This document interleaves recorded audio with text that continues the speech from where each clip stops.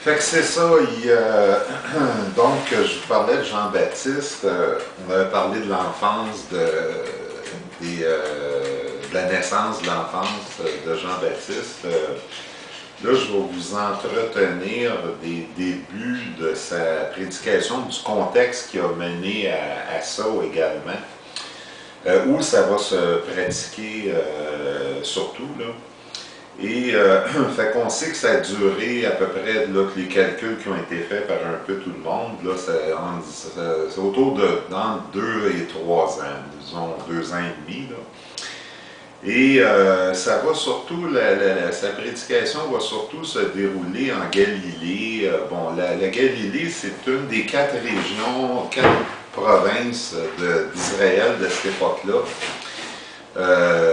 Galilée, il y a la Galilée, la Samarie, la Judée qui comprend la ville de Jérusalem et une petite région peu connue, mais d'où est originaire Hérode, Limudée,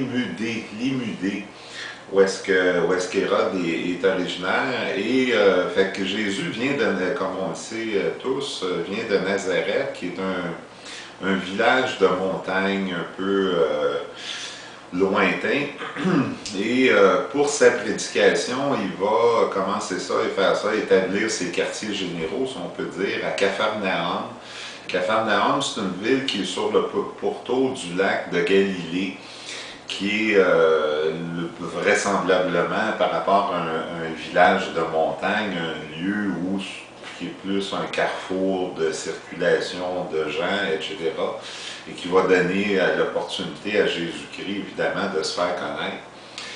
Et à Capharnaüm aussi, avant même sa prédication, il va avoir la chance de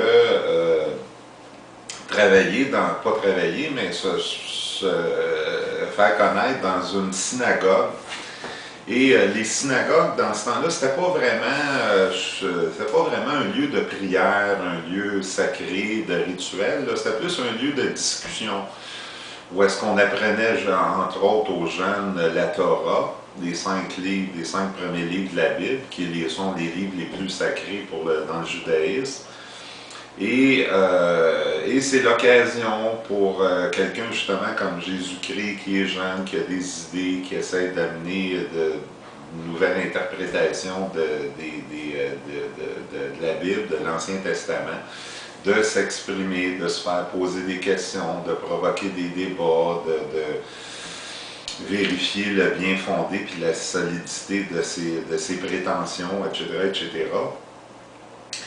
Et puis c'est là aussi où, fait que c'est ça, le contexte du lac, donc du lac de Galilée, c'est pas mal autour de ce lac-là. 3 des 12 disciples vont venir de Galilée, vont pas venir de Galilée, mais seront des pêcheurs dans le lac de Galilée. Et fait qu'il n'y a pas de doute qu'il a commencé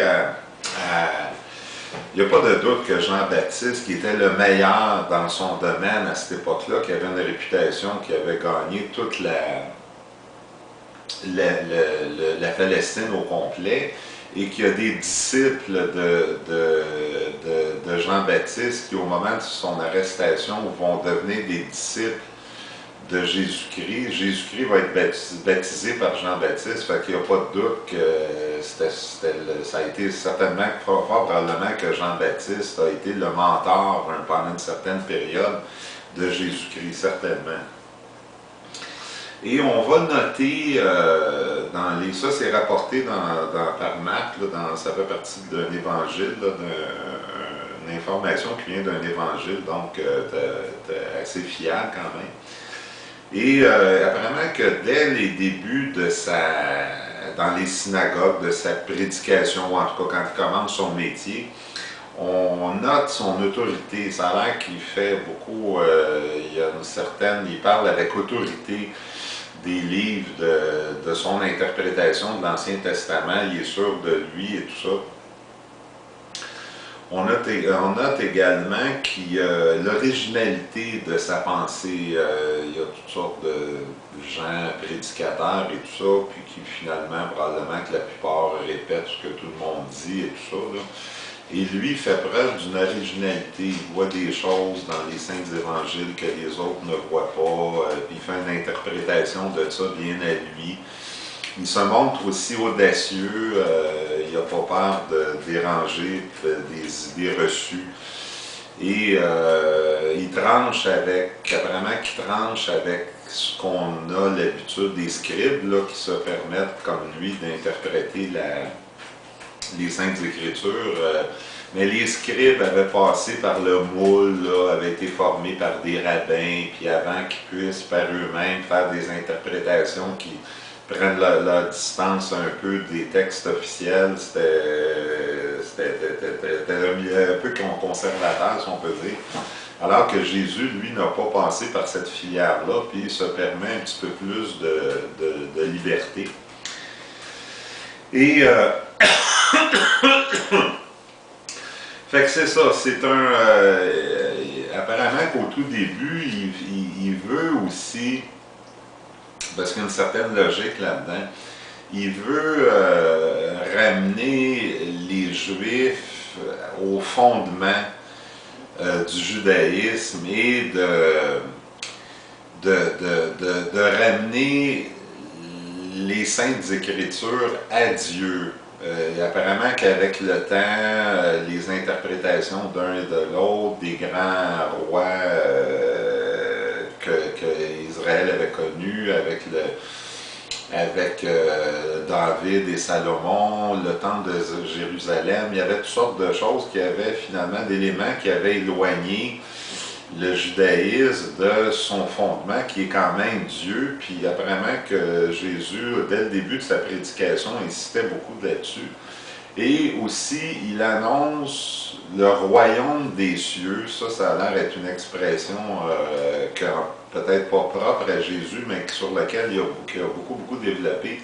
Et l'approche du royaume des cieux, il préfère employer le royaume des cieux que le royaume de Dieu. Parce que juste prononcer le mot Dieu en hébreu, c'était comme pas sacrilège, mais on préférait l'emploi de termes plus à caractère symbolique que le mot Dieu proprement dit, là. Donc, l'approche du royaume des cieux, ça c'est répété 100 fois dans les évangiles. Et c'est comme une invitation de la part de Jésus en vue de l'arrivée du royaume des cieux. C'est comme une invitation de la part de Jésus à se changer soi-même, à se transformer. Le mot n'est pas fort, n'est pas exagéré. Et une invitation à se diriger vers un meilleur monde et d'apporter en soi les changements pour être prêt pour l'arrivée de ce royaume des cieux. Et pour s'expliquer, il commence à faire l'emploi de paraboles. Les paraboles, moi, vous allez me dire, il est tombé sur la tête, le Richard, il fait un retour en enfance ou je sais pas quoi, là. Ça peut paraître bizarre, malgré toute l'excitation que j'éprouve pour Jésus-Christ, je demeure un athée complet. Mais les paraboles, là, il y a certaines des paraboles qui sont d'une beauté, là, je lisais, je sais pas, là, Shakespeare, Molière, Victor Hugo, Dostoïevski, name it, je dis pas qu'il n'y a rien qui arrive avec ça, je dis pas que c'est supérieur à tout ça, mais il égale tous ces gens-là. C'est pas un homme qui a passé sa vie dans la littérature, ça là, il n'a pas écrit un mot. Ou en tout cas, il n'a pas laissé rien d'écrit, il a laissé les autres s'occuper de ça. Fait écoutez, écoutez, imaginez, là, vous atteignez la hauteur des Shakespeare et Dostoïevski de ce monde, vous n'avez aucune formation réelle là-dedans, néanmoins vous arrivez à ce niveau-là, c'est vraiment, vraiment spectaculaire. Si ce n'est que pour les paraboles, ça vaut la peine de lire les Saints Évangiles. Je ne sais pas si on pourrait résumer tout ça, s'en tenir seulement qu'aux paraboles. C'est d'une beauté incroyable. À certains niveaux, ça les dépense même, les Molières et Shakespeare de ce monde. Ben, je vais vous en lire une que l'exemple qui donne, parce que les paraboles, c'est des métaphores dans le fond, des images qui donnent pour essayer de faire comprendre un concept. Et là, le concept, évidemment, c'est l'arrivée du royaume des cieux. Et regardez les exemples qu'il va donner. C'en est des pas trop belles. Il y en a encore plus belles que ça, mais c'est pas facile à trouver. Des exemples comme ça, vous allez entendre ça, vous allez ouais, ben là, il fait des parallèles, mais essayez par rapport à une idée que vous avez, vous, ou lisez des grands auteurs, c'est pas facile à trouver des parallèles dans la simplicité aussi. Hein? C'est pas, tout le monde peut comprendre ça. Le royaume des cieux est comparable à un trésor caché dans un champ. L'homme qui l'a découvert le cache de nouveau. Dans sa joie, il va vendre tout ce qu'il possède et il achète ce champ. Fait qu'autrement dit, l'arrivée du royaume des cieux, c'est que, donc, il n'y